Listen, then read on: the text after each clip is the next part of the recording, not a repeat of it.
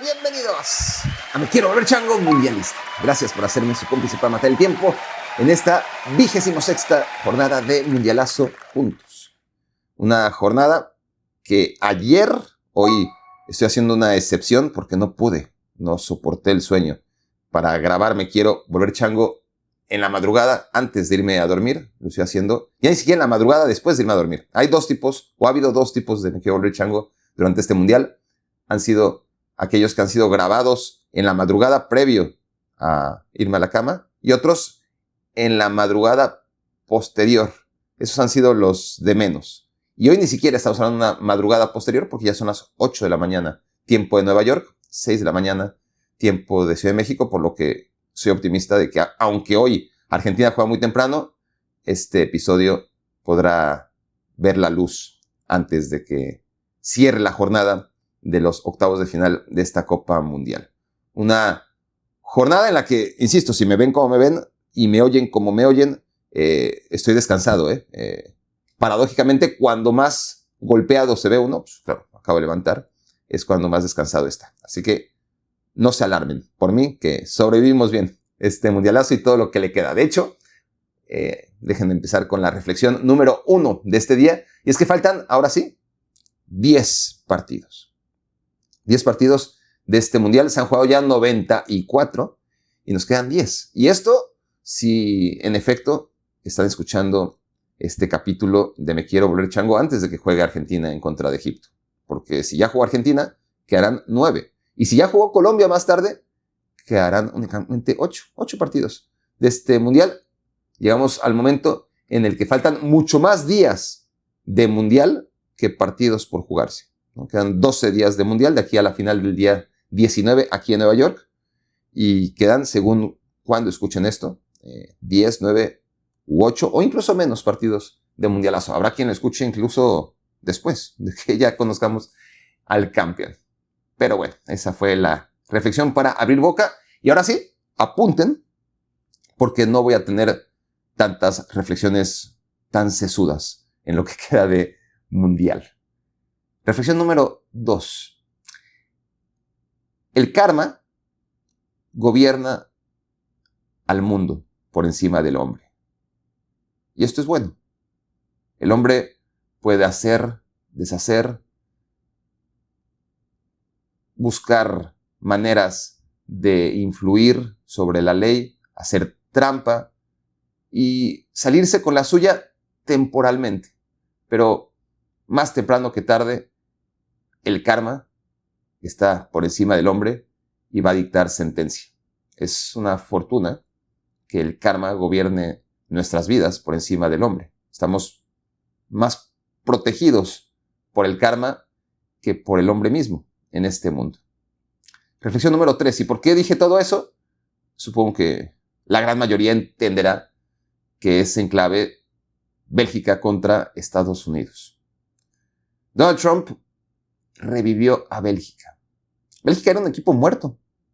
Bélgica, en sus partidos de fase grupo, fue dominado por Egipto, acabó empatando. Tuvo un partido muy flojo, de muy mal nivel. Bélgica contra Irán, ni a quién irle. Y luego se repuso contra una selección muy débil, más débil que las dos anteriores, como Nueva Zelanda, a la que goleó. Lejos de crecer, de que ese partido impactara en una mejor dinámica para el equipo belga, en 16avos de final, Dios mío, en 16avos de final, la selección de Bélgica fue superada, muy superada, en todo momento, por un Senegal que al final pecheó. Tuvo mérito Bélgica, por supuesto, que reaccionó, parecía que estaba totalmente desahuciado, logró empatar el partido, cuando debió haberlo perdido por un margen de goles mayor al que estaba perdiendo, lo rescata y acaba superando a un Senegal que perdió ese partido mucho más de lo que podemos concluir lo ganó Bélgica. Era un equipo, y ha sido históricamente un equipo pecho frío. Bélgica, por su... habría que meternos a la historia del país. Es un país un poquito falso. No es un país un poquito inventado. Es un país moderadamente nuevo. Cada vez, obviamente, pasan los años, las décadas, pronto los siglos, y y dejará de ser nuevo, pero tiene una historia muy reciente, ¿no? Y es un país que por su ubicación y sus fronteras es un territorio neutral, ¿no? Entre países o naciones o culturas enemigas. Y ahí está Bélgica, medio improvisado y por lo tanto sin un sentido muy grande de pertenencia, ¿no? Kevin De Bruyne no canta el himno, unos hablan neerlandés, otros hablan francés. Es una selección generalmente dividida porque tiene culturas muy distintas y porque no hay un arraigo, no hay un apego. La afición de Bélgica, si bien hay aficionados muy apasionados como en todos lados, no tiene nada que ver con la de Países Bajos, su país vecino, ¿no? Es mucho más fría y poco numerosa que varias de las aficiones de Europa y por lo tanto no contagia tampoco que, salvo excepciones, tampoco voy a decir que esto es una regla, pero en general la selección de Bélgica importa muy poco, ¿no? Y no hay ese sentido de pertenencia de los jugadores a la selección de Bélgica que sí hay en otras selecciones. Entonces, a nivel cultural, Bélgica no es un país que destaque en los mundiales por una plusvalía que le da a otros equipos, ¿no? El amor a la camiseta, el sentido de que todos pertenecen al mismo origen, ¿no? Bélgica, hay unos que vienen de origen valón, hay otros que vienen de origen flamenco, hay otros que no vienen de origen ni de uno ni de otro, que vienen de República Democrática del Congo, por ejemplo, y al final es una ensalada en la que se vuelve un equipo sin mucha sangre, ¿no? Generalmente puede jugar bien, puede jugar mal, pero no se ha caracterizado nunca por ser un equipo de garra. Pero Trump le dio lo que necesitaba, ¿no? Le dio una razón, un motor para que le hirviera la sangre a una selección pecho frío, una selección con atole en las venas, una selección a la que le importa menos, generalmente, ir a una Copa Mundial que a otras. Obviamente que si hay una generación dorada y hay un peso encima, todo el mundo quería ser campeón del mundo en 2018 y le alcanzó para lo que le alcanzó. 2014 empezó esa generación llegando a cuartos de final, 2018 llegó a su clímax quedando en tercer lugar, 2022 fue una decepción terrible ya en el ocaso, y en 2026 llega esta nueva generación, pero con las mismas características que ha tenido Bélgica desde antes de la generación dorada, ¿no? Una selección que viene, quiere competir, pero es mucho más una selección parecida a un club que a una selección nacional.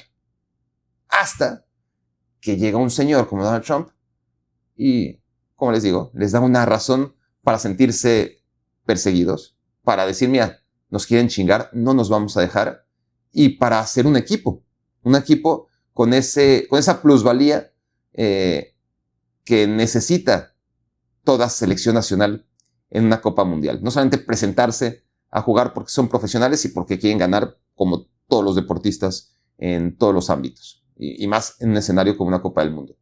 Pero ese extra, ¿no? Esa gasolina extra que solo te puede dar el sentimiento de revancha o de no dejar que te aplasten, tener un motivo. Y Trump les dio un motivo para unirse, para concentrarse, para apasionarse, para salir a darlo todo a la cancha. Y ese motivo fue la inscripción de Balogun en este partido, ¿no? Es increíble que esté hablando de esto. Para empezar, para Estados Unidos era un perder-perder, por todo lo que estoy diciendo, ¿no? Porque incentivabas al rival, le dabas una razón para dar el extra que no suele dar Bélgica. Y además, si perdía Estados Unidos, como acabó perdiendo, pues se queda sin nada, ¿no? Haciendo el ridículo, sobre todo por la manera en la que perdió.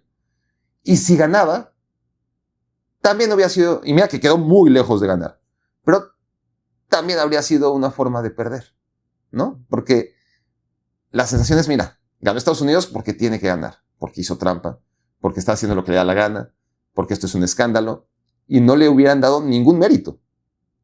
En absoluto, ¿no? La opinión sería Estados Unidos, de manera injusta, seguramente, si Estados Unidos se hubiera impuesto a Bélgica, si hubiera hecho un partido 10,000 veces mejor de lo que lo hizo y así hubiera podido ganarle a Bélgica, entonces la sensación habría sido, sí, Estados Unidos está ahí porque así lo manda el gobierno de los Estados Unidos.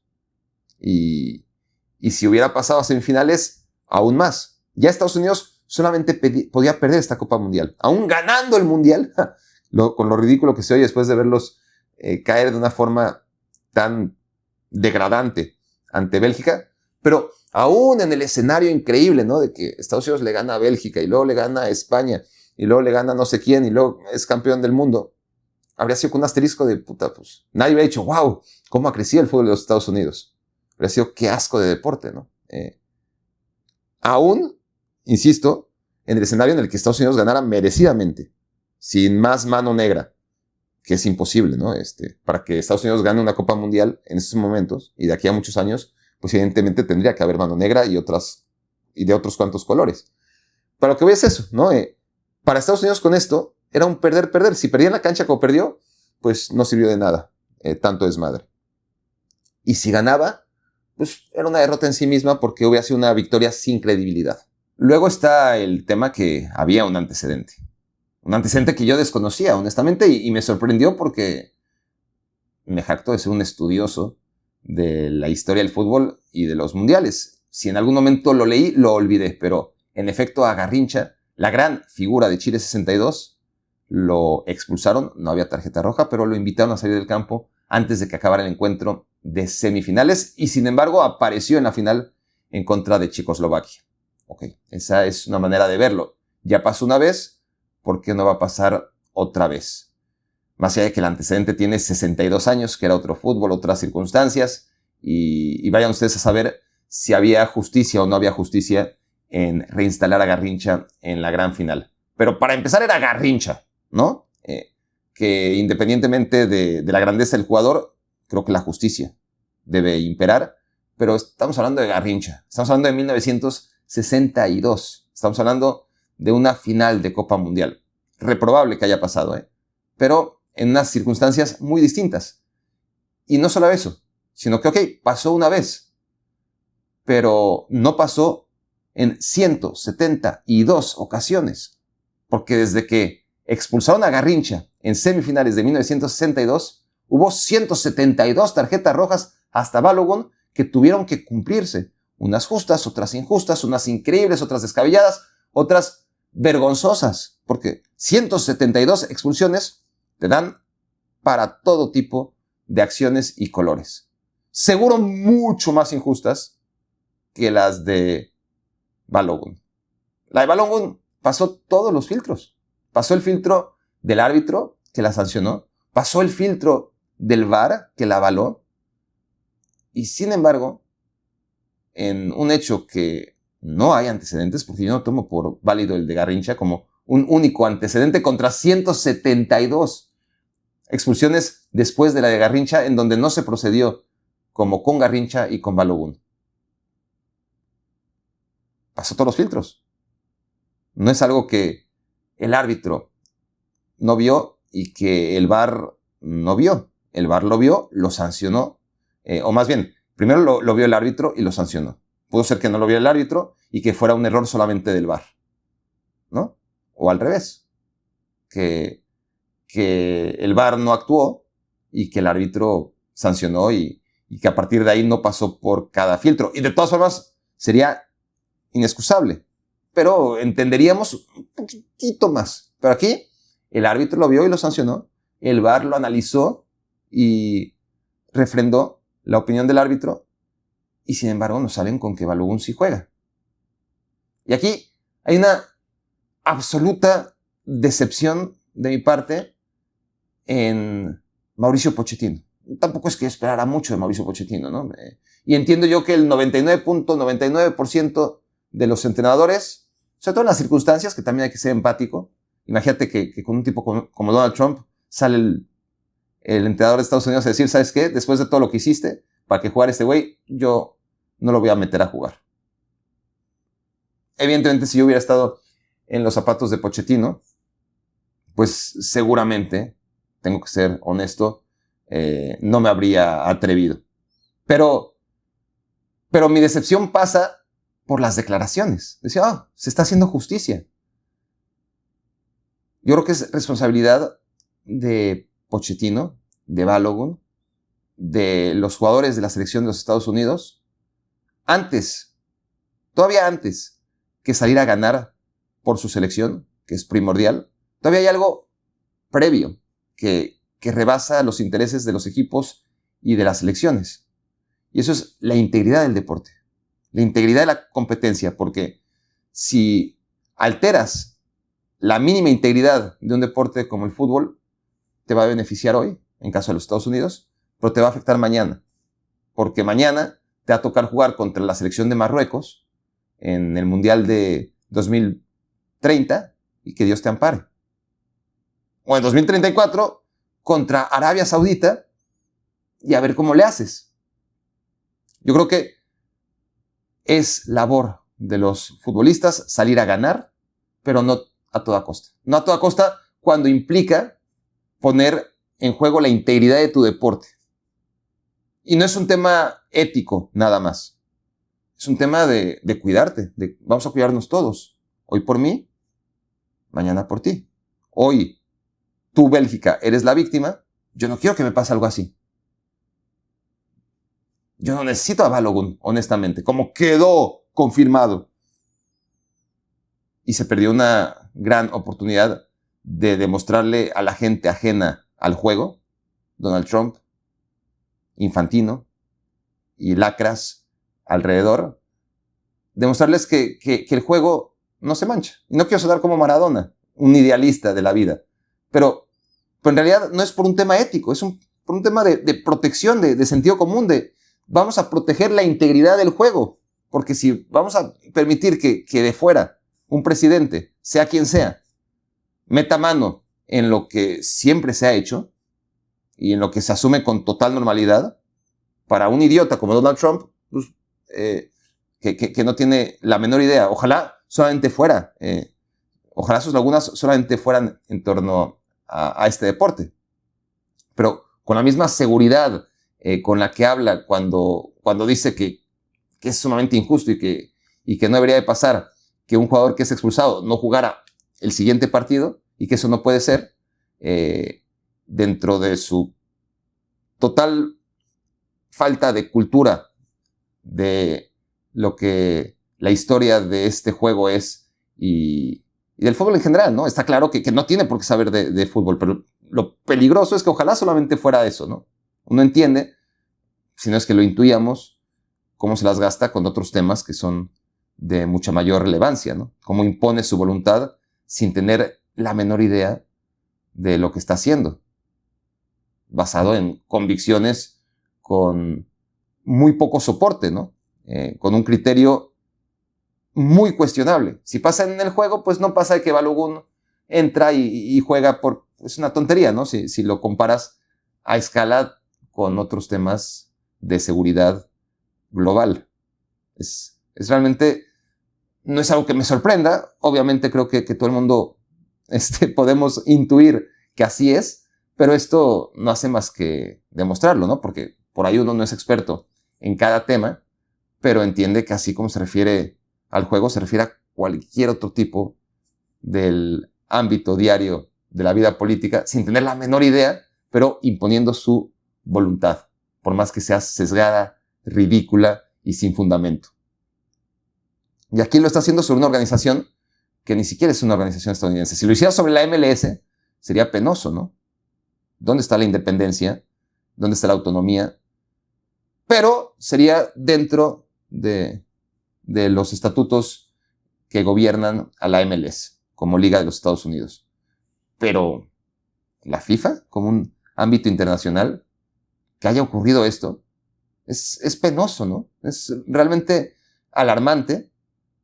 Y una cosa es que el presidente de la FIFA sea un lamebotas, que es evidente, no es una opinión, ¿no? Lo que se ve no puede juzgarse ya. Ver a Infantino con Vladimir Putin, con Donald Trump, con el jeque de Qatar, con el de Arabia Saudita. Son lamebotas de primera. Es doloroso, es vergonzoso, da repelús, iba a decir, es cringy, ¿no? Pero no deja de ser lobby, no deja de ser politiquería, no deja de ser, pues, que el fútbol sea utilizado de esa manera para entregarle, por ejemplo, el Premio de la Paz a Donald Trump el día del sorteo. Pues es asqueroso, ¿no? Pero no deja de estar fuera de la cancha. O no dejaba de estar fuera de la cancha. Una cosa es que el presidente de la FIFA sea un lamebotas, que claramente lo es, pero no necesariamente tiene un impacto dentro de la cancha. Claro que en consecuencia sí.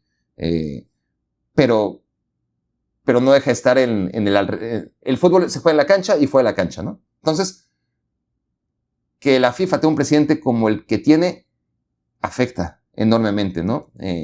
Todo lo que sucede fuera de la cancha e impacta en temas tan importantes como la afición en los partidos, el precio de las entradas, las pausas de hidratación, etcétera, etcétera, etcétera. Pero dentro de la cancha, dentro de los mínimos conceptos que gobiernan al juego, el que gane, el que meta más goles gana, el que se porte mal, lo suficientemente mal, es expulsado y paga su condena no solamente este partido, sino el siguiente. O sea, son cosas básicas, ¿no? Y eso lo hemos perdido en esta Copa Mundial. Una cosa es ser un lamebotas, otra cosa es ser un títere. Eso ya es mucho más peligroso. Lame las botas si quieres, es penoso, pero allá tú, a quien quieras. Pero no seas el títere. No seas el títere de alguien que está fuera del fútbol. ¿Por qué lo vas a hacer? Lame las botas, allá tú. Ya verás tú qué beneficio consigues por comportarte como te comportas, más allá del respeto que puedes generar en la gente que te ve reducido a un simple lamebotas. Eso es el presidente de la FIFA, un lamebotas. Pero eso pues, se puede condenar, se puede lamentar, pero no afecta directamente al juego. Ser títere, como ha sido Gianni Infantino de Donald Trump, eso sí que impacta y es peligroso. No solamente por este partido que uno dice, bueno, ojalá fuera eso, ¿no? Ya pasó, ganó afortunadamente Bélgica y el karma hizo su tarea, pero el tema es que el presidente es terrible, ¿no? Sobre todo pensando en los países que vienen, ¿no? Si se hizo en Estados Unidos, ¿por qué no se va a hacer en Marruecos? ¿Por qué no se va a hacer en Arabia Saudita? ¿No? Porque una cosa es Garrincha, futbolista trascendental, insisto, también censurable, pero es que este güey, Balogun, no es Garrincha, no es Holland, ¿no? No es Harry Kane, no es Messi, no es nadie. Por lo menos, si tuvieras un jugador que realmente marcara diferencias, dirías, bueno, de todas formas, censurable, lamentable, pero entenderías un poco, ¿no? Pero por Balogun, es un buen jugador, ¿eh? No está mal, hizo un buen mundial en general, metió sus 3 goles, pero ya está, ¿no? Y con todo esto, volvemos a sentir, afortunadamente digo, está fuera de Estados Unidos, yo hubiera querido que avanzara, honestamente, pero después de esto, me hubiera sentido sucio apoyando a Estados Unidos en este partido. Y la verdad es que históricamente han existido trampas a favor del anfitrión. Antes era más fácil, sin el VAR, que los árbitros tuvieran impacto directo en resultados favorables para los equipos anfitriones. Ahora eso ya no se puede hacer del todo, pero se recurre al despacho, a las llamadas telefónicas, a los tejes y manejes, ya no por debajo de la mesa, sino por encima de la mesa, porque ni siquiera es algo que se pueda ocultar. ¿Cuántas cosas no se ocultarán y que no sabemos? Aquí, pues obviamente, si un día sale Balogun, diríamos, ¿qué pedo? Se tiene que anunciar, ¿no? No le quedaba otra a la FIFA que anunciar que iba a jugar Balogun, porque ni siquiera es un ejercicio de transparencia, ni mucho menos. Pues tenemos que avisar, ¿no? Porque si no, de todas formas va a salir a jugar. ¿Cuántas cosas no se harán por debajo del agua? Y esto no es nuevo, ¿no? Es decir, los anfitriones siempre tienen trato de favor, pero era algo que intuíamos, algo que era más o menos evidente, como en Corea-Japón 2002, que fue más evidente que nunca. Pero aquí ya es el descaro de sí, favorecemos al anfitrión, ¿y qué? Reflexión número 4. Hablando del karma y de la eliminación de Estados Unidos, hay formas de morir. Y lo triste y patético de la selección de Estados Unidos, que empezó muy bien contra Paraguay, contra Australia, primer tiempo mantuvo esa dinámica, no tan buena como contra Paraguay, pero buena. Segundo tiempo, pues ya administró su ventaja. Tercer partido contra Turquía, pues lo pierde, ya están clasificados, juegan con suplentes. Cuarto partido contra Bosnia, dejan dudas, pero controlan ante un equipo pobre. Y contra Bélgica, que dista mucho de ser una potencia, pues le calientan la sangre y los arrolla. Bélgica arrolló a Estados Unidos. Y digo, hay formas de morir.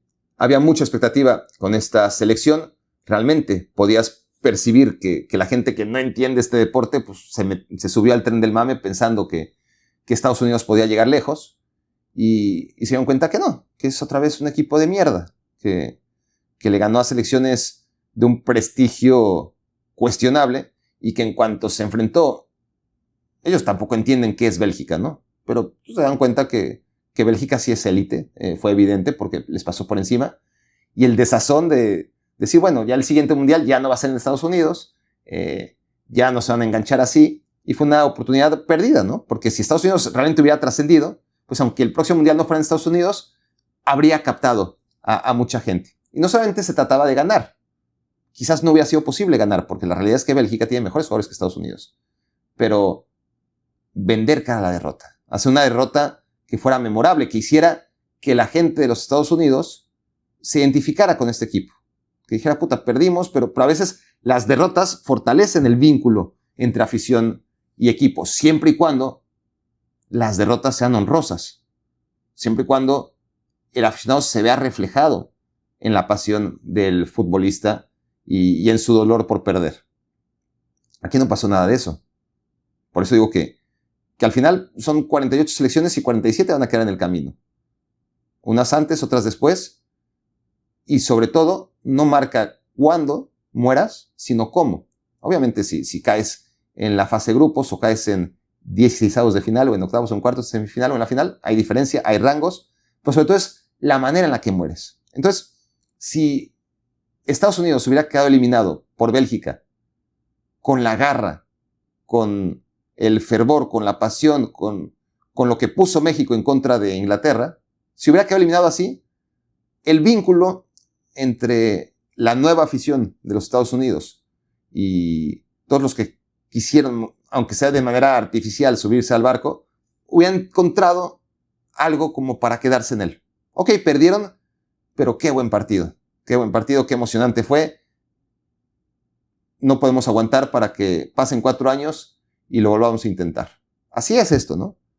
Pero cuando pierdes de esa manera, cuando te pasan por encima desde el primer instante, cuando no das un motivo para que la gente desee verte de nuevo, pues hoy, o ayer, en contra de Bélgica, Estados Unidos lo perdió todo. Ojalá hubiera muerto como México.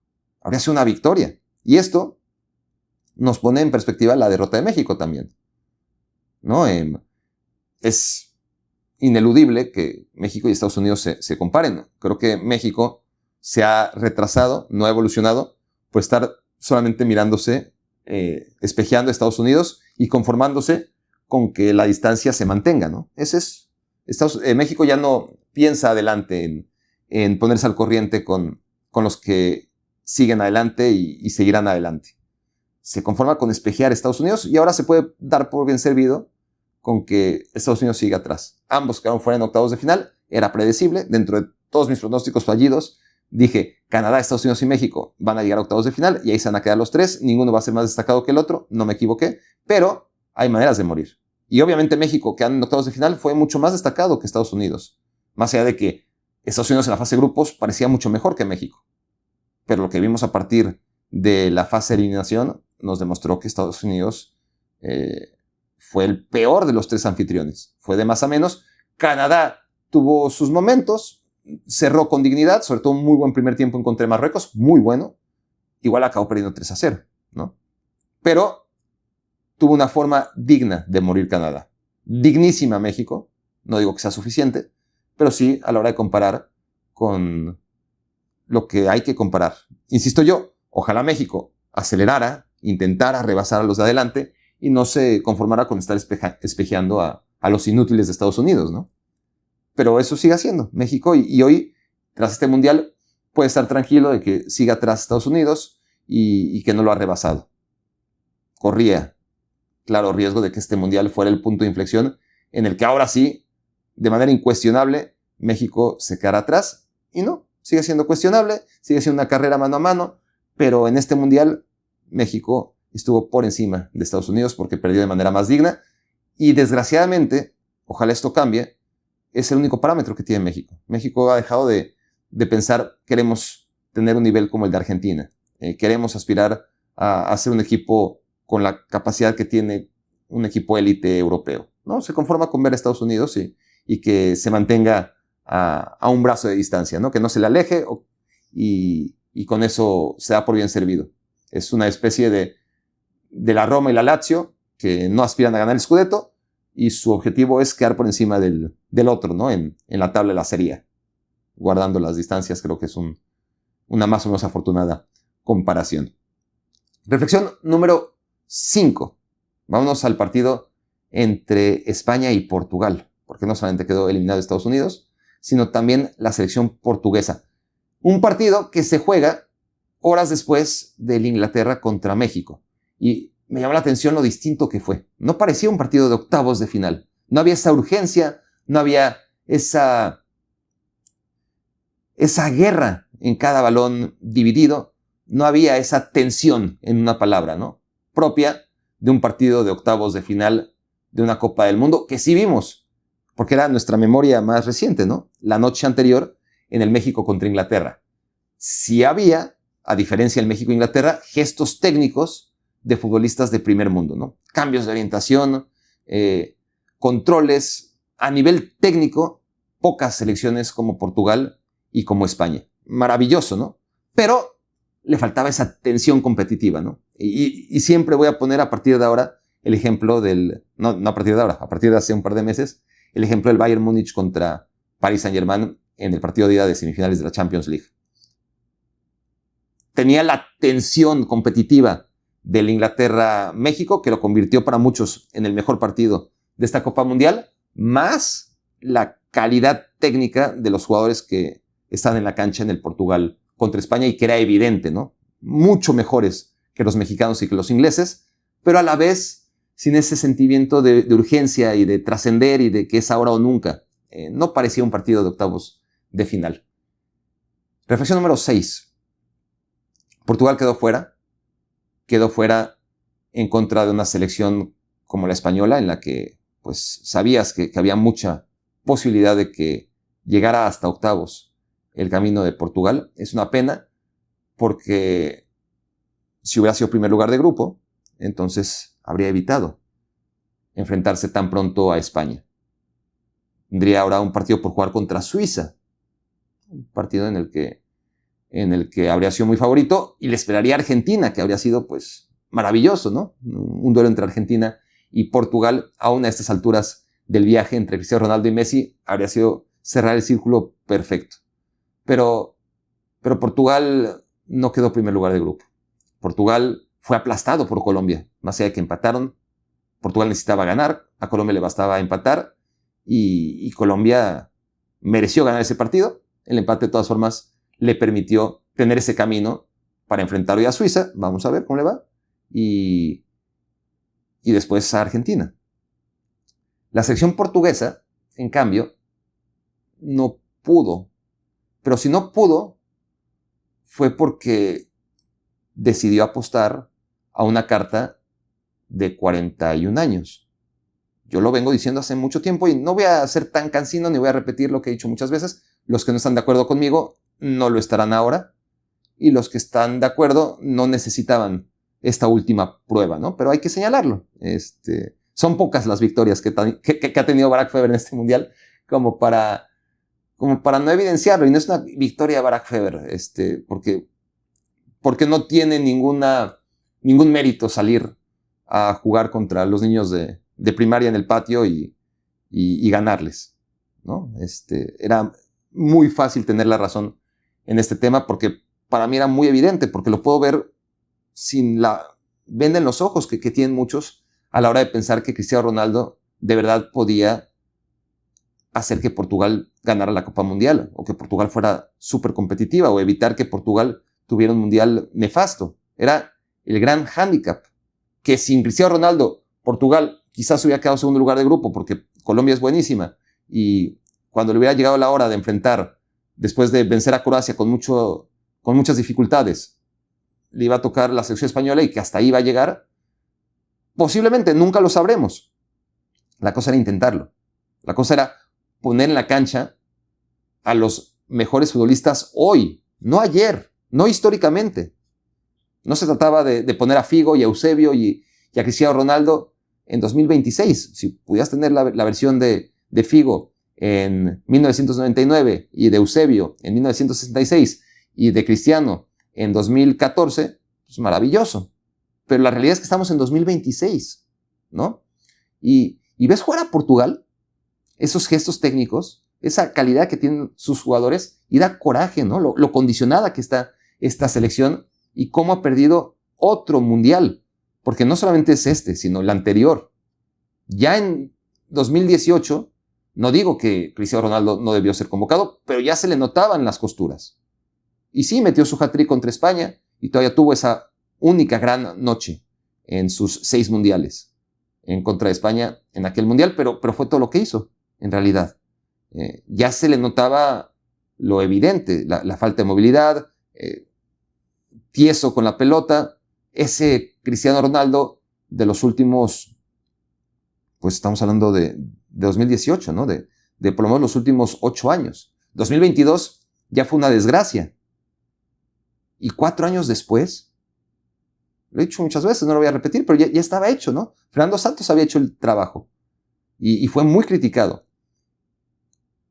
Y Portugal, haciendo un mundial muy malo y muy mal recordado en Qatar 2022, tomando la decisión de sentar a Cristiano Ronaldo a partir de octavos de final, pues Portugal fue decepcionante, pero perdió en cuartos de final. No perdió en octavos, perdió en cuartos de final. Lo hizo mejor sin Cristiano Ronaldo de lo que lo hizo ahora con Cristiano Ronaldo. Y era evidente que eso era muy probable. Que si realmente ibas a apostar por Cristiano Ronaldo como titular, no solamente era convocarlo, hacerlo titular y jugar con él todos y cada uno de los minutos.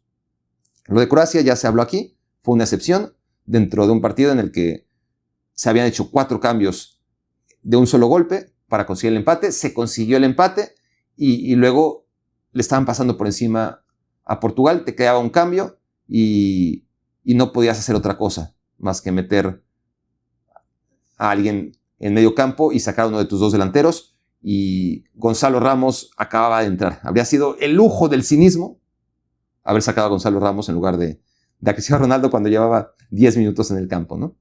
Pero, y además Gonzalo Ramos acaba haciendo el gol de la victoria, un golazo, por cierto.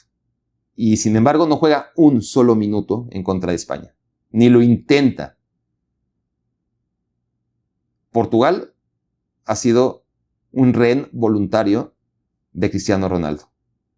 Y a mí, que no soy portugués, simplemente un aficionado que de toda la vida de este juego, que le gusta ver a grandes equipos conseguir sus objetivos o competir por ellos, a mí me han privado la posibilidad de ver a un Portugal competitivo, un Portugal explotando al máximo sus posibilidades de ganar la Copa Mundial, con 11 jugadores capaces de presionar al equipo rival, con 11 futbolistas capaces de ubicarse en campo contrario y de recuperar la pelota y de posicionarse donde más le conviene a los Vitinha, a los Bruno Fernández, etc. Porque sí, lo de Vitinha, lo de Bruno Fernández fue un mundial horrible, no se puede ocultar, es que es así, pero es el huevo o la gallina, ¿no? Es aquellos jugadores que lucen tan bien en sus equipos, que tuvieron tan buena temporada, más allá del elemento del cansancio que también hay que que señalarlo, ¿no?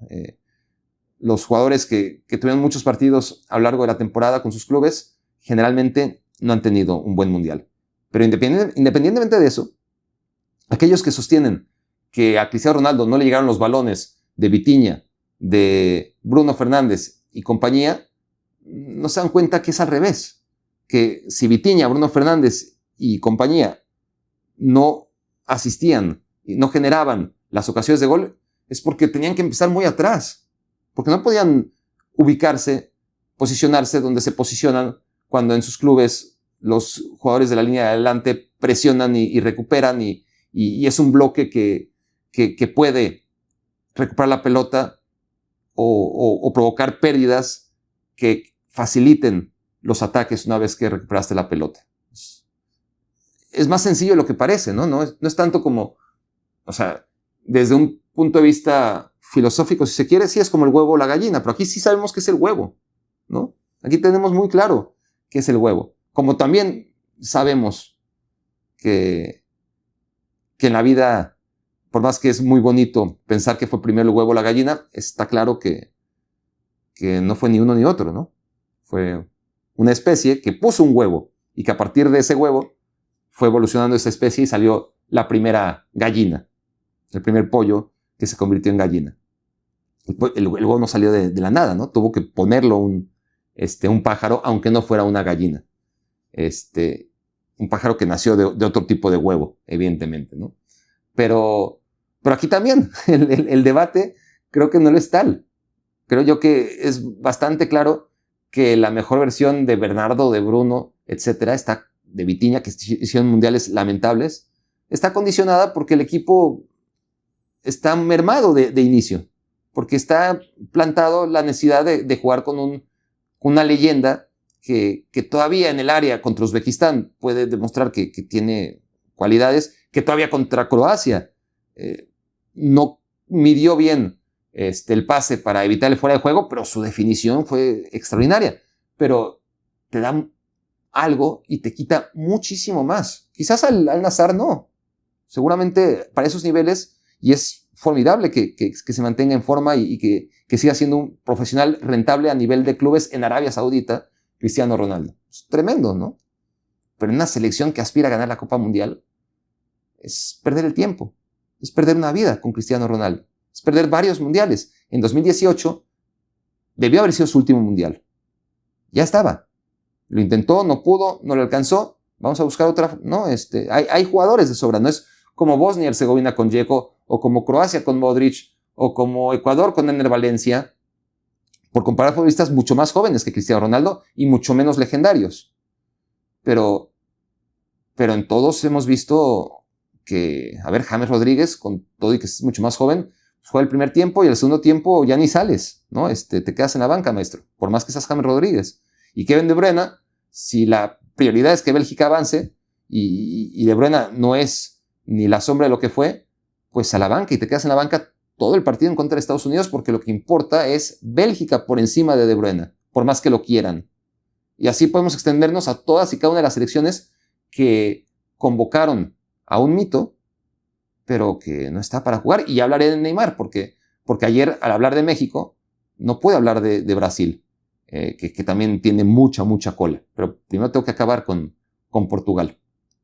Entonces, a mí honestamente sí que me da coraje ver jugar a Portugal, la capacidad que tiene técnicamente sus jugadores y lo desaprovechado que está, ¿no? Y cómo claramente perdió el tiempo con un técnico que asumió un reto que era imposible, pero que el vividor de Roberto Martínez decidió que él sí podía hacer funcionar a un equipo con ese lastre. Y está claro que no iba a pasar, ¿no? Pero cobró, obviamente, vendió humo, ganó la Nations League, perfecto, para lo que le valga, pero a la hora buena, Portugal otra vez defraudó. Portugal quedó muy lejos de lo que debería de ser su techo competitivo. Portugal murió de nada en contra de la selección española sin dejarnos algo, nada, absolutamente nada, a lo largo de esta Copa Mundial. Más que la sensación de qué hubiera pasado si al menos lo hubieran intentado. Si no fuera un rehén voluntario, insisto, porque es un rehén voluntario, así todo el mundo está conforme en Cristiano Ronaldolandia con que así sea. Y bueno, ya está. Ya veremos cómo le va a Portugal sin Cristiano Ronaldo a partir de la próxima Eurocopa. Lo que sí sabemos es que a nivel Copa Mundial, Ronaldo estuvo en 6 y que no pasó gran cosa. No va a ser uno de los mejores jugadores en la historia de los mundiales, ni mucho menos. Cuando dicen hoy se cierra un círculo, bla, bla, bla, bla, bla, bla, bla, bla, bla. A ver, Cristiano Ronaldo es uno de los jugadores más importantes en la historia del fútbol, sin duda. Es el máximo goleador, o será pronto el máximo goleador en la historia del juego. Para mí, ese es su estatus, que no es poca cosa. Este juego se trata de meter goles y nadie nunca ha metido más goles que él. Otra cosa es ser el mejor goleador, porque ya entramos en temas de porcentaje. Su longevidad ha sido extraordinaria. Es uno de los grandes goleadores. Mejor goleador no es. No es el mejor goleador en la historia, porque ahí están los porcentajes de gol por partido y lo que hicieron en Copas Mundiales Ferenc Puskás, Gerd Müller, independientemente de las Copas del Mundo, cuántos partidos jugaron, cuántos goles metieron, y aunque hayan sido menos goles que Cristiano Ronaldo, son muchos más si hablamos de un promedio de goles por partido, ¿no? Entonces, Cristiano y la Copa Mundial va a quedar como un torneo que no se le dio, y que no se le dio necesariamente no por no tener a un buen equipo a su alrededor, porque hubo de todo. En 2006 le tocó una generación que ya estaba en las últimas, pero con Rui Costa, con Deco, con Figo. En 2010 sí que le tocó una selección muy flojita, 2010, 2014. En 2018 era una selección que ya venía creciendo, que ya tenía jóvenes muy prometedores. Y ahí yo decía en 2018, es una pena que Portugal, que tuvo a Cristiano Ronaldo en su prime en 2010, 2014, no tenía con quién acompañarlo. Y en 2018, decía yo, me acuerdo, en 2018, pues ahora sí están estos jóvenes, pero Cristiano Ronaldo ya no es lo que era, ¿no? Estos jóvenes que ahora mismo, ¿no? En 2018, pintan para, en 2022, ser extraordinarios, ya no van a tener a Cristiano Ronaldo por una cuestión de tiempo, y es una pena que no hayan estado juntos, que no hayan coincidido en el tiempo. Eso era lo que yo opinaba, ¿no? Y llega 2022, y estos jóvenes llamados Bernardo Silva, Bruno Fernández, Nuno Méndez, bla, bla, bla, etcétera, etcétera, algunos se quedaron en el camino, otros surgieron, como Rafael Leao, Joao Cancelo, etcétera. Todos estos jugadores que algunos se estancaron, otros no, pero ya estaban en el mejor momento de su carrera, en el pico, ¿no? Que ponemos en el papel tienen los jugadores a nivel futbolístico y físico, 26, 27, 28 años. Y Cristiano Ronaldo seguía ahí, ¿no? En 2022. Ya era una gran selección y ya Cristiano Ronaldo era una especie de lastre para ella. Y en 2026 ni hablar, ¿no? Tenías a una generación portuguesa que ya venía dando que hablar desde hace mucho tiempo, potencialmente hablando, candidata a ganar cosas más allá de la Nations League, más allá de la, ¿no? La Nations League es un torneo semi-amistoso, que sí, los equipos salen a ganar, tiene oficialidad y está bien ganarlo, no digo que no, pero nada que ver con una Eurocopa, ni mucho menos con una Copa Mundial, ¿no? Entonces, cuando llega 2026 y te das cuenta que el Paris Saint-Germain ganó la Champions League por segunda vez consecutiva con 3 figurones portugueses, que después de muchos años triunfando en la Premier League, Bruno Fernández gana el título individual al mejor jugador de la temporada. Y que, sin embargo, este equipo está limitado, ¿no? Está aferrado a la idea de que tiene que jugar a huevo Cristiano Ronaldo. Tiene que ser seleccionado a huevo. O sea, no solamente es que tiene que entrar en los 26 a huevo, como Neymar, sino que tiene que jugar de titular a huevo, como otros tantos, con sus diferentes circunstancias en esta Copa Mundial. Pero es que además tiene que jugar cada maldito minuto, ¿no? Y eso claramente afectó a la selección portuguesa. Eso no cabe la menor duda, que limitó el potencial de Portugal. Reflexión número 7. La última vez que Cristiano Ronaldo tuvo una Copa Mundial destacada con Portugal fue en Alemania 2006. En Alemania 2006, la selección portuguesa alcanzó semifinales, algo que ya no pudo ni en 2010 ni en 2014, ni en 2018, ni en 2022, ni en 2026. Se quedó lejísimos, salvo en 2022, que perdió contra Marruecos y quedó en cuartos de final. Todas las demás fueron eliminaciones en octavos de final, en fase de grupos. Y si se dan cuenta, la última vez que Portugal no dependió de Cristiano Ronaldo era un jugador que aportaba, era parte del engranaje de Portugal, pero Portugal no giraba en torno a Cristiano Ronaldo, ni mucho menos. Y esa fue la última vez en que Portugal trascendió en un mundial, llegó a semifinales. A partir de 2010 se volvió una selección que giraba en torno a Cristiano Ronaldo, que no salía a ganar los partidos, sino a que a Cristiano Ronaldo metiera gol, cada vez más. Y claro, la última selección que no dependió de Cristiano Ronaldo llegó a semifinales. Vamos a ver cómo le va a la primera selección que no depende de Cristiano Ronaldo. Juega en casa la Copa Mundial de 2026 y será interesante ver, ¿no?, a dónde llega esta selección de Portugal que decidió depender de Cristiano Ronaldo y se le fueron así 5 mundiales.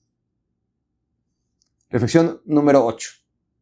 Y dale con Cristiano Ronaldo, sí, Barak, dale con Cristiano Ronaldo que ya se fue de la Copa Mundial y no va a haber tiempo de hablar de él. Pero me llamaron mucho la atención unas declaraciones que ya las había hecho en su momento, sacando el paraguas, pero ahora las sacó otra vez, que para él ganar la Eurocopa es tan importante como ganar la Copa Mundial en una selección que nunca había ganado nada antes de que él jugara, ¿no? Y yo le contesto que debió haber ganado 2 euros, que perdió 1 euro en casa contra Grecia, cuando Portugal no era cristiano dependiente, también hay que decirlo, ¿no? Pero una Portugal magnífica, con grandes futbolistas, que además de un joven Cristiano Ronaldo, tenía a los Deco, a Figo, a Rui Costa, a una base del Porto, que había ganado la Champions League meses antes, en 2004, en el Senkirchen, ¿no? Semanas antes de la Eurocopa, y ahí estaban los, pues, Carvalho, Costinha, Meireles, ¿cómo se llama el lateral derecho? Paulo. Tenían equipo de sobra para ganar la Euro en casa y no la ganaron. Si Cristiano Ronaldo nos dijera, mira, antes de Cristiano Ronaldo, Portugal nunca ganó nada y conmigo ganamos 2 Eurocopas. Para mí, 2 Eurocopas equivalen a un mundial, sería debatible, muy debatible, pero podríamos debatirlo. Decir que una Eurocopa lo pone a la altura de un campeón del mundo, es decir, mira, la Grecia que te ganó en casa, Zagorakis, Maglas, Caristeas, etcétera, Nicopolidis, todos esos, pues, ganaron lo mismo que Cristiano Ronaldo a nivel selección. Ganaron la Eurocopa, que está bien, pero no convierte a esa selección griega, por más importante que fuera para Grecia, ganar la Eurocopa, en campeones del mundo. Y sí, porque para ellos, obviamente para Grecia, eso equivale a ganar la Copa Mundial, pues estás reduciendo a Portugal a Grecia. Estás diciendo con esa declaración que Portugal debe festejar lo que festeja Grecia, que Portugal tiene las mismas limitaciones que tiene Grecia, que ganar la Eurocopa para Portugal es lo mismo que significa para Grecia, ubica a Portugal en un renglón que no le corresponde. Portugal tiene y ha tenido a lo largo del tiempo mucho mejores futbolistas que Grecia, y ambos han ganado una Eurocopa. Es insuficiente, Cristiano. No es equivalente a una Copa Mundial, ni mucho menos. Reflexión número 9. Aquellos que se quedaron esperando mi reflexión del Brasil contra Noruega, porque ayer fue todo México e Inglaterra, y hoy todo fue Cristiano Ronaldo y la selección de Estados Unidos, pero no se puede salvar a Ancelotti de mi mordacidad, porque que haya perdido a Ancelotti también es una victoria para mí. Ancelotti ha engañado al fútbol brasileño. Ancelotti quiso jugar con la selección brasileña como si fuera el Real Madrid de su época, es decir, a muy poco, a mantener el orden y a que las figuras sean las que resuelvan. A Ancelotti nadie le avisó o no se dio cuenta o le valió gorro que Brasil no tiene eso. Que Brasil no tiene a un Cristiano Ronaldo Prime, que no tiene a un Benzema Prime, que no tiene a a futbolistas como Kroos, como un Casemiro Prime o como Modric. No tiene nada de eso. Un Sergio Ramos en defensa. Todo lo que le permitió ganar las Copas de Europa que ganó con el Real Madrid, siendo generalmente, no digo siempre, pero generalmente un equipo que decidió quedar muy lejos de su techo futbolístico en el día a día. Es decir, en la Liga era decepcionante, en la Champions era decepcionante en el día a día, hasta que llegaba ese momento en el que decía, bueno, estamos contra las cuerdas y sacaba los resultados. Eso no es sustentable. Quizás en el Real Madrid sí, en el único equipo del mundo en que sí. Lo fue durante la época de Ancelotti, pero en Brasil no. Pero independientemente de eso, porque podemos decir, mira, yo lo he dicho desde el primer instante, Ancelotti no era el técnico para Brasil.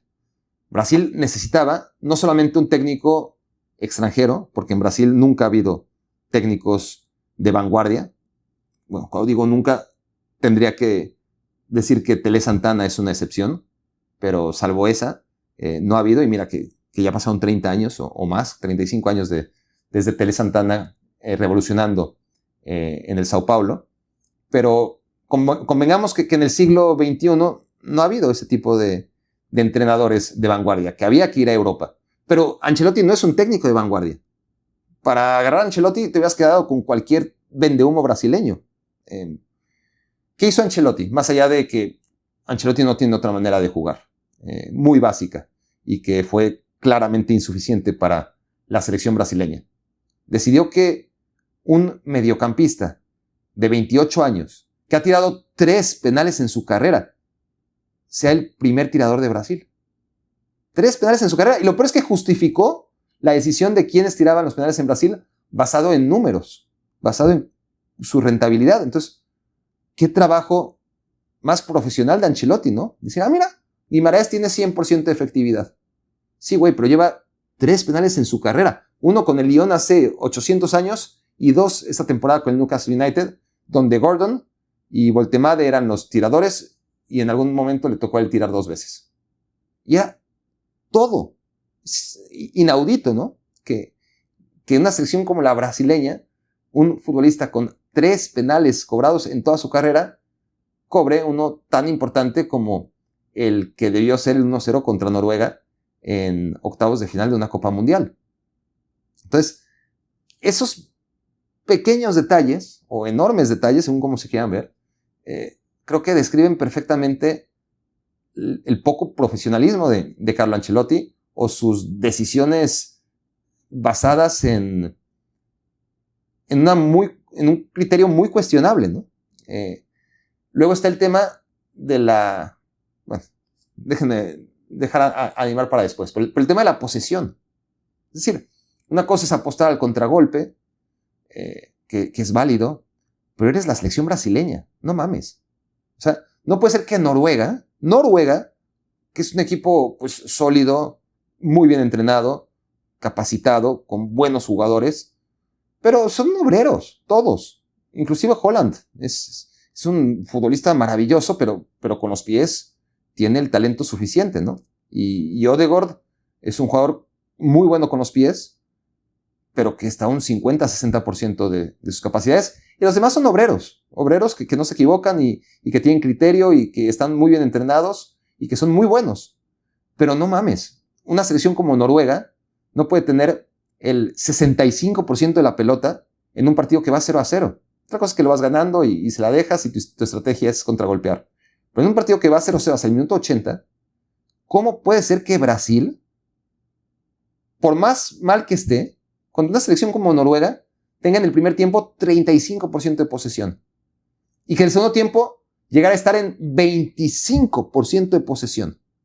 Luego mejoró un poquito, se fue al 30, al 32% conforme cayeron los goles de Noruega y cambió poquitito la dinámica del partido una vez que Brasil se vio abajo 0-1 y posteriormente 0-2. Pero esta Noruega, que es buena, no puede tener 75% de posesión en el segundo tiempo contra Brasil cuando el partido está 0-0 y más cuando Brasil tampoco es que dominara el partido en contragolpe. Puede ser que domines el partido con baja posesión, ¿eh? No es categórico la la lectura de las estadísticas de que un equipo que tuvo 35 o 25% de posesión fue el equipo que fue controlado. Pero en este caso sí.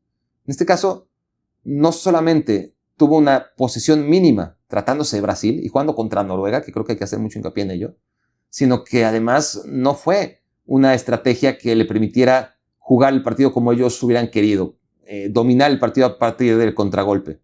Nada de eso. Y si no fuera suficiente con cómo juega la selección, que juega a nada, llegaste a que jugara algo, ¿no? Llegaste a ponerla en un 4-4-2 y a tratar de hacer lo que hace el Real Madrid o lo que hacía tu Real Madrid sin las figuras del Real Madrid. No potenciaste como entrenador a tu selección.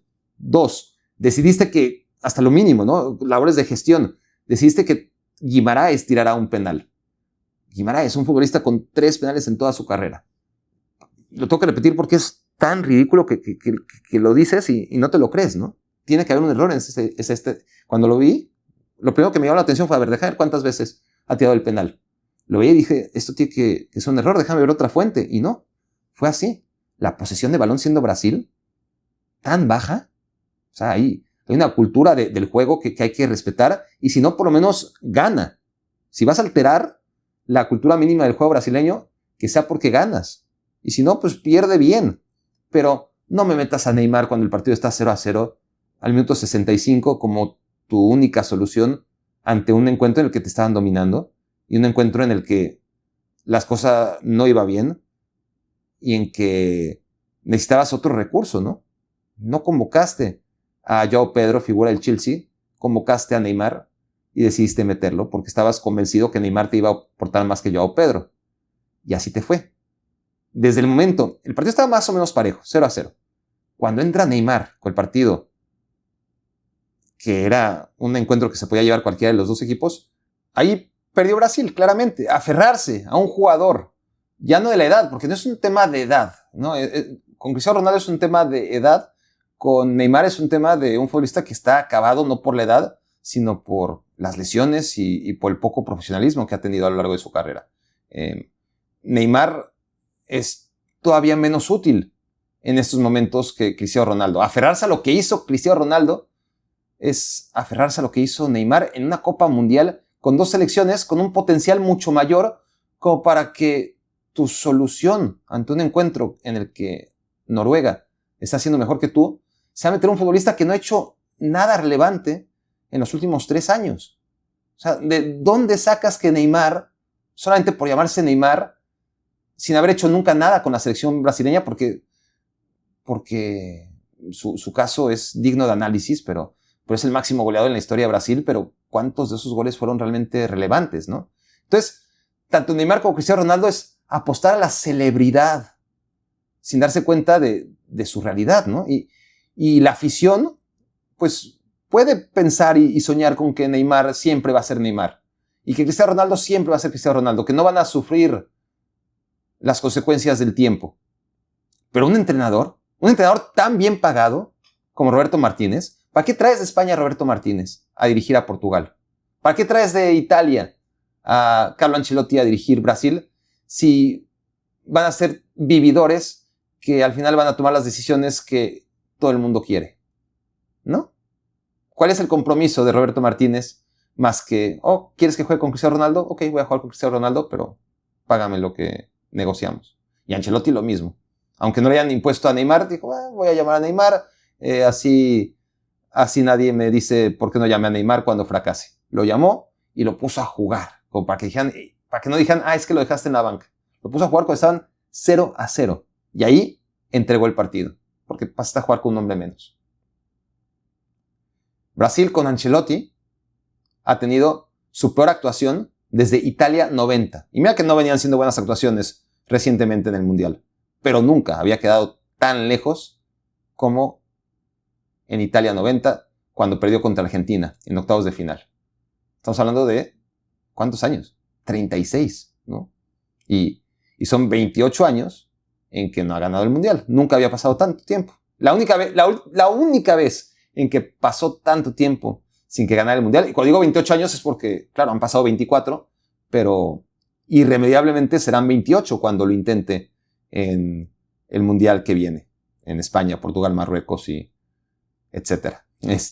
Serán 28, ¿no? Y la única vez que pasaron 28 años fue entre 1930, que empezaron a jugarse los mundiales, y 1958, cuando por fin lo ganó Brasil. Tras el Maracanazo en el 50 y tras 2 ediciones que no se llevaron a cabo en el 42 y en el 46. Es decir, que aunque habían pasado 28 años, fueron muchos menos mundiales los que no ganó Brasil. El del 30, el del 34, el del 38, el del 50, el del 54. Y ya. Jamás había tenido una racha como la que tiene ahora. Y ya no solamente es no ganar, sino cómo cada vez estás más lejos de la élite, ¿no? Y cómo traes a un entrenador que se supone que iba a ser solución y que en lugar de eso, lo único que hizo fue agravar el problema, ¿no? Traías a un técnico europeo para competir con los europeos y das las nalgas en contra de Noruega de una manera en la que ni siquiera podemos concluir. Brasil, como contra Japón, mira, tuvo un partido que no fue brillante, pero acorde a las circunstancias. Y ahí es donde más me duele, ¿no? Porque Japón, con toda la fe que le tenía, viendo a este Brasil, Japón no quiso. No se atrevió a hacer ver a Brasil como lo que era. Dejó crecer a Brasil y permitió que Brasil lo sometiera y le ganara bien. Yo me engañé muchas veces con la selección japonesa, pero quería pensar que este Brasil había sido bueno, ¿no? No, fue Japón el que perdió ese partido, quedó muy claro, tras lo visto contra Noruega. Entonces son todos estos años en los que Ancelotti llega, ¿por qué? Porque Brasil había perdido contra Francia en 2006, contra Países Bajos en 2010, contra Alemania primero, en casa, semifinales, y contra Países Bajos en el partido por el tercer lugar, en 2014, contra Bélgica en 2018, contra Croacia en 2022. Casi siempre en cuartos de final. Ese era el techo de Brasil, salvo en casa, que llegó a semifinal y fue peor, ¿no? Cuando pierde 7-1 contra Alemania. Siempre contra equipos europeos, y ahora, pues, vuelve la tendencia. Otra vez jugaste contra un equipo europeo, mientras sea Japón no hay pedo, pero en cuanto juegas con un equipo europeo de segundo escalón, porque ni siquiera estamos hablando de que es la superélite, ¿no? Ni Países Bajos, ni Croacia, ni Bélgica, ni ahora la selección que acaba de vencer a Brasil, son selecciones que estén avalados por ganar la Copa Mundial, ¿no? Noruega tiene una generación magnífica, pero dista mucho de ser eso. Croacia tuvo una generación magnífica, pero tampoco estamos hablando de un equipo campeón del mundo. Países Bajos tiene una gran tradición futbolística, nunca ha ganado el Mundial. Bélgica nunca ha ganado el Mundial. Es decir, ni siquiera estás hablando de que, bueno, Brasil llegó y se topó con una de esas potencias llamadas España, o Francia, o Inglaterra, o Alemania, o en su momento Italia. No, perdiste, bueno, contra Francia sí, en 2006, antes de que Francia fuera Francia, ¿no? Ya había ganado el Mundial del 98 ciertamente, y en ese 2006 se metieron en la final, pero salvo Francia en 2006 en cuartos de final, luego fue Países Bajos en cuartos de final de 2010, Alemania en semifinales, Países Bajos en el partido por el tercer lugar, Bélgica en cuartos de final, Croacia en cuartos de final, ahí estaba el techo, y ahora ni siquiera llegó a cuartos, se quedó en octavos la selección de Carlo Ancelotti. Mención honorífica, eso sí, porque aunque hable pestes de Brasil, uno ve el partido y se da cuenta también que a pesar de lo malo que fue el rendimiento de Brasil, hubo un jugador, más allá de Erling Haaland, del que ya hablaré, porque hay tiempo de hablar de Erling Haaland, pero lo que hizo Nyland, el portero de Noruega, aunque ya haya quedado atrás en el tiempo, aunque lo deje en la última reflexión del día, 2 días después, hace una actuación tan buena, tan consagratoria, tan especial, que creo que no se le da el reconocimiento que merece. Lo de Nyland en contra de Brasil fue una de las grandes actuaciones del Mundial de 2026. Y le conté sus intervenciones, porque no solamente fue el número de sus intervenciones, sino la calidad de las mismas. El penal, que siempre es difícil de atajar, aunque fue muy mal tirado, de Guimaraes, 1. Luego hay una jugada en la que Martinelli se escapa por izquierda, se la deja a Guimaraes o busca a Guimaraes. Guimaraes está en el área chica listo para empujarla, pero intercepta con el pie. Una gran actuación típica de un portero de hockey, Nyland. No sé si de portero de hockey porque habría sido todavía más difícil, pero la saca con el pie muy bien y evita el gol de Martinelli. Después, una jugada en la que se equivoca Ødegaard, pierde el balón, define Vinicius en el mano a mano y la vuelve a sacar con el pie Nyland. Llevamos 3. Luego, contra Henrik, un error de Henrik, que le hace un pase perfecto a Vinicius y no conduce bien, no controla bien, pero también está la definición, que es muy mala, pero Nyland tiene mucho que ver en hacer que Henrik se precipite, ¿no? Es una gran salida del portero noruego que, sin ser una tajada, sí que condiciona la definición de Henrik. Llevamos 4 intervenciones. Luego la de Ryan, que es un disparo que no parece difícil, que parece que va a donde está el arquero, pero que cuando te das cuenta, es ese típicas atajadas que dices, bueno, sube para la estadística, ¿no? Pero no, el disparo de Ryan fue desviado. Ya iba hacia otro lado Nyland y tiene que corregir, y es sumamente difícil, ¿no? Un disparo de media distancia desviado y también lo controla.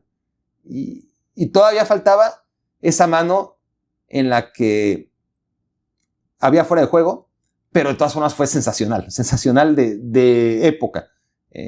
Que enfrenta a Guimaraes en el área chica, sale con todo, a lo Peter Schmeichel con los brazos abiertos y le da un manotazo para evitar el gol. No sé si hubiera sido invalidado el gol o no, habría pasado por el VAR, pero de todas formas se encargó Nyland de demostrar que esa tarde no le iban a meter gol. Y luego la mejor de todas, ¿no? Un disparo de Brasil que rebana a un jugador de Noruega y va a ser autogol por arriba. Nyland corre hacia su portería, se estira y con la punta de los dedos la desvía y el travesaño después la saca. Un atajadón.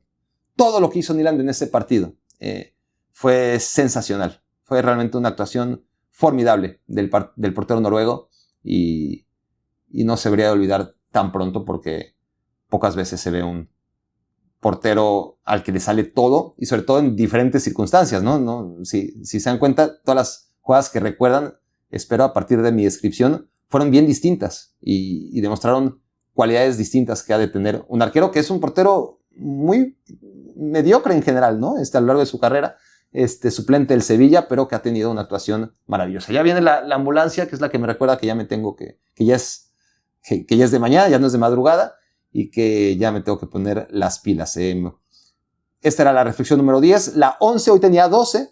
Y para acabar con una reflexión extra, la número 11. Hoy, los duelos de Colombia y Argentina. Si Colombia y Argentina hacen lo que se espera de ellos, pues América seguirá con vida en este Mundial Europeo. Muy europeo. Con 5 europeos en cuartos de final.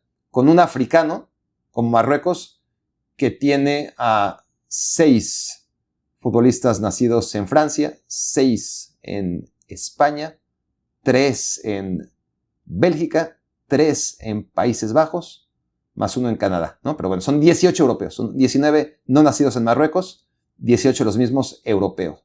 Entonces, son 5 europeos, un africano con una incuestionable influencia europea, y suponemos que Suiza no va a ser el 6º europeo, que será Colombia y después Argentina, o más bien Argentina primero contra Egipto, que está por verse, y Colombia, quienes le harán cierta globalidad a otro mundial más, que incluso en territorio americano ha sido, no voy a decir 100% europeo, pero sí en un alto porcentaje, más allá del 80% europeo. Esto fue Me Quiero Volver Chango. Muchas gracias por haberme hecho su cómplice para matar el tiempo.